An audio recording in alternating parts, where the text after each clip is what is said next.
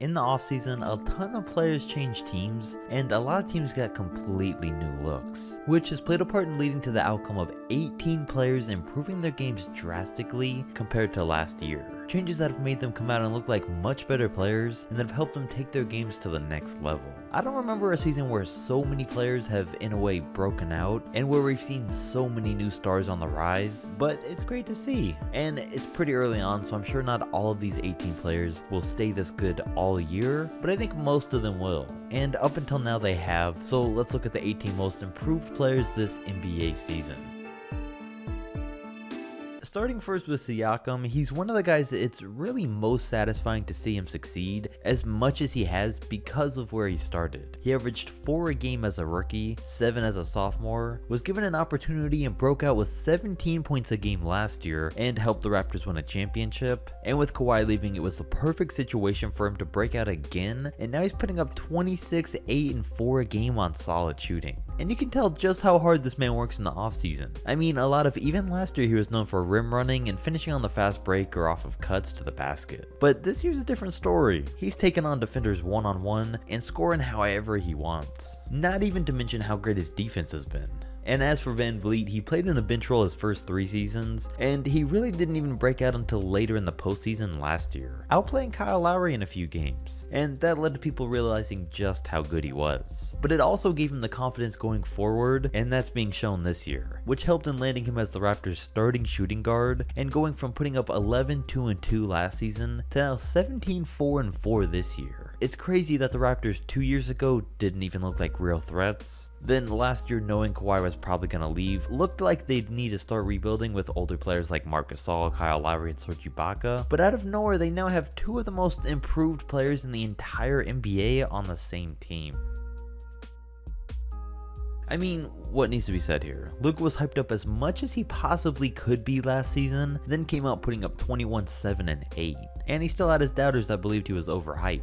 But after his rookie season, most people assumed he'd be one of the league's best players in maybe 5 years or so. That was until he came out currently putting up 29, 10, and 9 a game this season, and has made it very clear that he's one of the best players in the NBA right now. And if you're someone that's tired of all the Luka Doncic hype, it's not going anywhere. I remember last year looking back at guys like LeBron and KD's stats and how they were putting up 27 and 25 a game by their sophomore seasons, and was wondering when we were ever going to see someone do something similar again, because there hasn't been a player that's done that in a while. But now it's finally happening, and so far Luka is having a better sophomore year on paper than the both of them, and he's done a great job living up to all the hype he had coming into this year.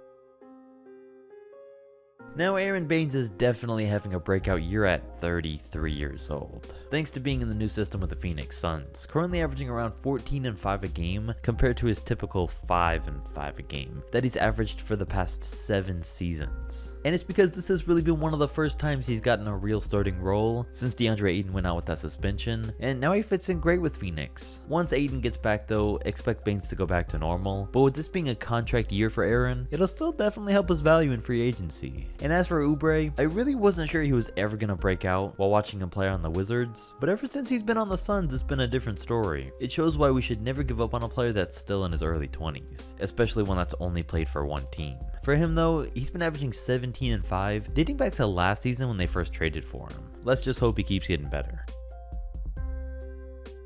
19 and 8 as a rookie, and now 27 and 8 as a sophomore. I mean, it's still very early in the season, but if we assume Trey's going to keep up this pace all year, he's drawn comparisons to Steph Curry since his Oklahoma days. But think about the fact that it took Steph Curry up until his unanimous MVP season in his 7th year in the league to average anything over 24 points a game. And Trey's doing it in year 2. And if he does keep this up all year, I think that's a pretty good indicator that he's going to have a great overall entire career. I mean, there's never been anyone in NBA history to put up those kind of numbers in their 2nd season, then just fall off. They all went on to have All-Star and even Hall of Fame careers, which is weird to say when talking about a 21-year-old Trae Young, but facts is facts.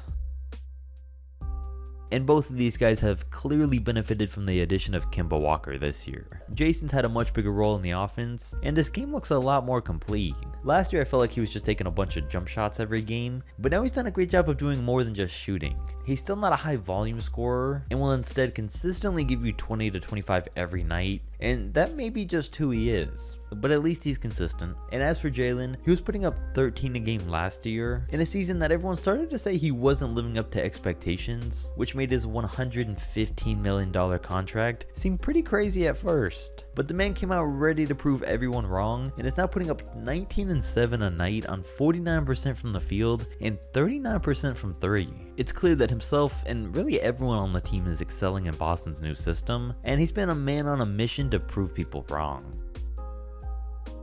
Then Brandon Ingram's a guy that we should all be rooting for. A lot of people, including myself, really weren't seeing what all the hype around him was about. For a guy that was compared to Kevin Durant, he was a young player in LA that scored the ball pretty well, putting up 18 a game, but didn't really do too much more than that, and there wasn't a lot exciting about his game. But it just goes to show how much being on the right team with the right coach and in the right scenario can affect a player. Lonzo Ball might not be having a breakout year, but Ingram's made the most out of being on the Pelicans and being their go-to guy with Zion Williamson injured, with him now putting up 25 and 7 a game. Only time will tell if he keeps this up, but there's a pretty good chance of it considering the fact that he ended off last season on a hot streak and picked right back up where he left off this year too.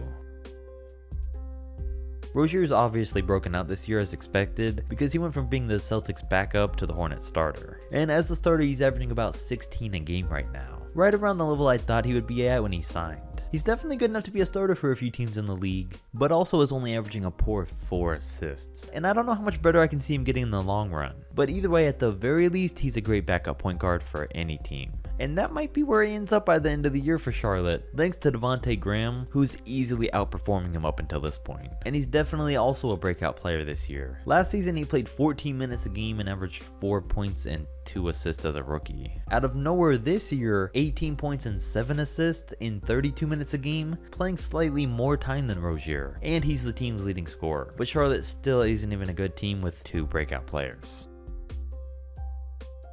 And these guys were another duo that are both breaking out on the same team. Sabonis is breaking out because he's finally been made a starter in something that was long overdue. He was coming off the bench as a 6th man for a while behind Thaddeus Young because he spread the floor better on a team that didn't have much shooting. And while doing so, Sabonis was putting up 14 and 9 last season. But coming out this year, the man's averaging 18 and 14 a game. I've been saying he's needed a starting spot for a while, and I'm glad he's finally proving he was worth it, and that the Pacers are still good with him as a starter. And Malcolm Brogdon's also having a breakout season. Even though his stat differential isn't too drastically different from last year, his role on the team is. He was the 3rd or even 4th option on the Bucks, but on the Pacers right now, he's their top scorer and assister, averaging 19 points and 8 assists a game. It's clear Milwaukee wasn't using him right, and all he needed was a change of scenery to make things work for him. Then very quietly, Jabari Parker's been averaging 17 points a game for the Atlanta Hawks as their starting power forward ever since John Collins got suspended. He put up 13 a game off the bench before the suspension and has averaged 20 points a game after it. And let's hope things like this keep up for Jabari, because I'm positive he has all the talent in the world to be a great player. He just hasn't found the right team for it yet. Unfortunately though, when Collins comes back, Parker's most likely going back to the bench no matter how good he plays, because he's not keeping Collins' starting spot, and he can't switch positions because the Hawks aren't going to bench DeAndre Hunter or Cam Reddish to keep him as a starter. So while it might not be sustainable, for now Jabari Parker's breaking out and still showing he's not a bust or anything. A bench role on a still very young Hawks team with potential though isn't a bad spot. And here's another guy that I don't know if his hot start is really going to be sustainable, but for now I can't argue with the fact that Luke Kennard's also quietly been one of the most improved by averaging 17 points a game compared to the 10 he averaged last season. He's a spot-up shooter that does a great job of getting open through screens, but can also create his own shot. And the thing that's really put him over the top for this season is Derrick Rose. Luke does a great job of getting open, and Derrick does an even better job at driving to the basket than finding him for an open look. And in only his 3rd year, if he can keep this up and Derrick can help him with that, we could be seeing the quick development of the next JJ Redick type player. Now my hopes aren't too high for it, but I do believe it's definitely a possibility.